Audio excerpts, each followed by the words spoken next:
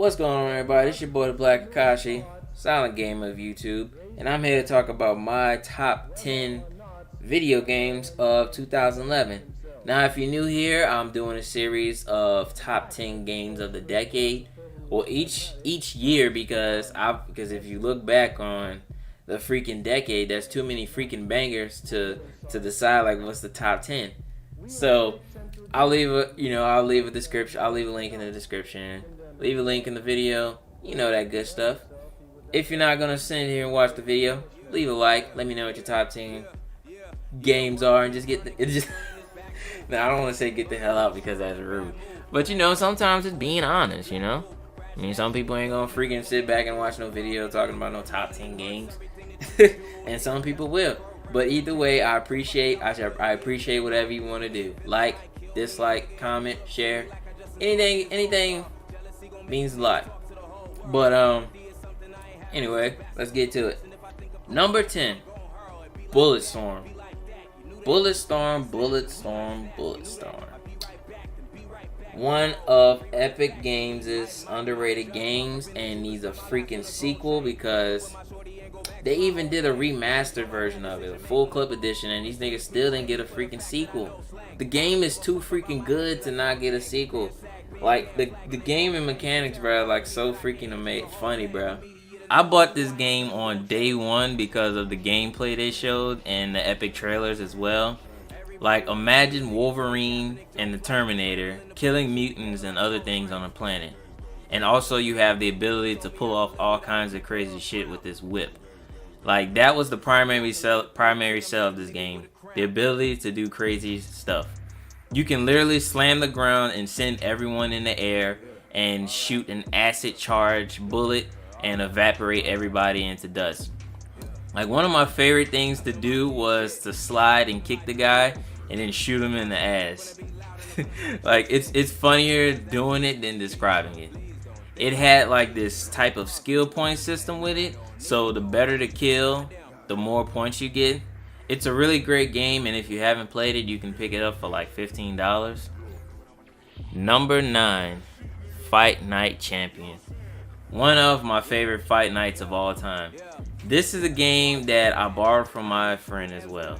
Now, I'm a huge fan of fighting games. It's basically my favorite genre of gaming. Like, I love fighting with my friends and getting good laughs out of it every time. Fight Night at its peak was the best sports game out. But, like every other EA franchise, it fell off. I think it was one of the first Fight Nights to have a story with it. Correct me if I'm wrong about that. And one of the first games that made people rage because of how OP Isaac Frost was.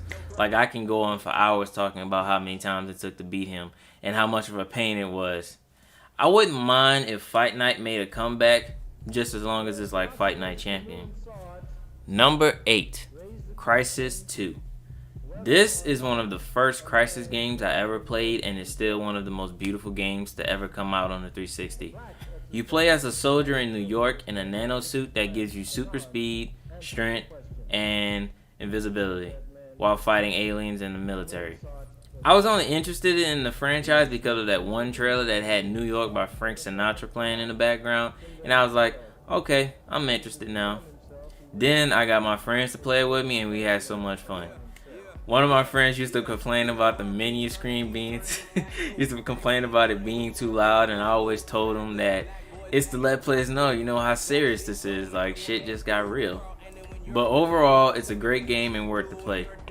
It's also backwards compatible, so if you have an Xbox One, I think you should give it a try. Number 7, Elder Scrolls Skyrim. I know what you're thinking. He has one of the best games to come out that year at number 7. What's wrong with this guy? Well, like I said before, this is my opinion, and I have more fun with other games besides Skyrim, or compared to Skyrim. One of the only Elder Scrolls games I'll ever play, or at least until the next one comes out. Matter of fact, hold that thought, because Bethesda has been kind of ass lately, so I'll wait and see what happens. Anyway, I rented this game from Redbox and I loved every second of it. From killing dragons and being a dragonborn, from the legendary shout that's memed, and the dual wielding ability to have a sword in one hand and a magic spell in the other. In fact, In my opinion, the only thing about Skyrim that stuck with me was Dan Bull's Skyrim rap song that's still top tier to this day. An overall great game and worthy of Game of the Year. It's just not my favorite game of that year. Then they added the DLC with the vampires and werewolves and made the game even more playable. You can clock in a max of like over 50 hours with that game, but due to me having it with Redbox, I had to beat it quick. And I wasn't paying no extra fees for a damn game.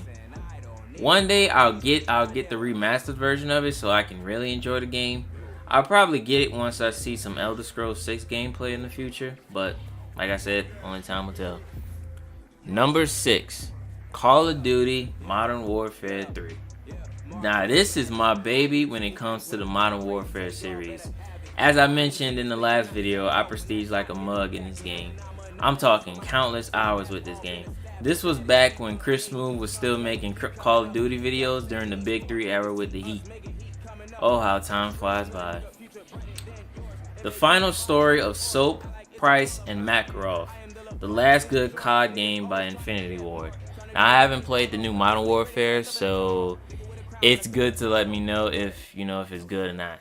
But everybody remembers this game for many reasons. Dead Man's Hand being one of them. This is the Call of Duty that I love the most out of the trilogy. I practically have gold on almost every single weapon in the game. And this is also backwards compatible as well. Number 5, MK9. The first Mortal Kombat game I ever played besides MK vs. DC. This was the game that saved NetherRealm and the fighting game community. I might be wrong on that, but that's just my opinion. This was also the game that got me back in the fighting games and had me doing like countless lab sessions for hours and hours and watching YouTuber combo tutorials. Like anybody you see pulling combos on TV, I said on TV. Anybody you see playing, doing combos, they learn it from YouTubers. If they say they don't, they lying. Because I learned all my combos from YouTubers. I was a beast with Johnny Cage and Kung Lao. Like, me and my friend used to fight each other every day in this game, and we had fun every time.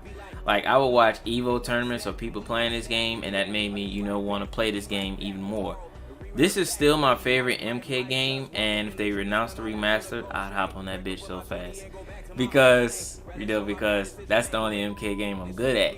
Like, when I got MKX, I really wasn't in the fighting mood at the time. Same thing with MK11. I wasn't really in the mood.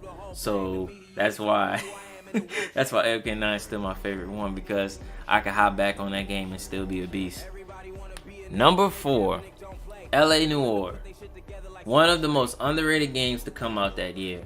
It was published by Rockstar, but it was made by a different company. You play as a cop named Cole Phelps, and you make your way up the ranks by solving crimes. It's set in the 50s, so you know the soundtrack and the scenery is going to be fuego. Its facial mechanics were ahead of its time, and here's a side note, almost every character in this game was on the TV show Mad Max. I said Mad Max, Mad Men. The story is really good, but towards the end they pulled some BS that made people angry, and they could have did a better job with it. They remastered the game with all the DLC, and it's worth the buy. Number 3, Arkham City. One of the most critically acclaimed superhero games to come out this decade besides Spider-Man PS4. Now, Arkham Asylum is my favorite of the series because of the isolation and dark tone of the game, but Arkham City tripled that by making the game much bigger. You can glide around Gotham, or should I say fly or glide, whatever you want to call it. Fly around Gotham, beating up everybody you see while enjoying the story as well. It's many people's favorite Batman game and rightfully deserves it. I remember borrowing this game from my friend, and he had the Catwoman the Catwoman DLC code on that, and I was like, hold up, I think I might have hit a lick. And then when I entered the code, it was already used. I couldn't help but laugh at the situation. But thanks to the return to Arkham, I was finally able to play as her. So in the end, it was worth it. It's my favorite when it comes to the story because of all the characters and twists in the game, and the final gut-wrenching moments that happened at the end of the game as well. Number 2, Gears of War 3. My all-time favorite Gears game besides the second one. This was the game that made me a Gears god. I think I had like a 3 point something KD ratio in the game. The final chapter of Marcus Phoenix's story and the most popular game of the trilogy. Me and my friends played hours of this game. From the story to horde mode and multiplayer, we did it all. The streets are still mourning over Dom's death.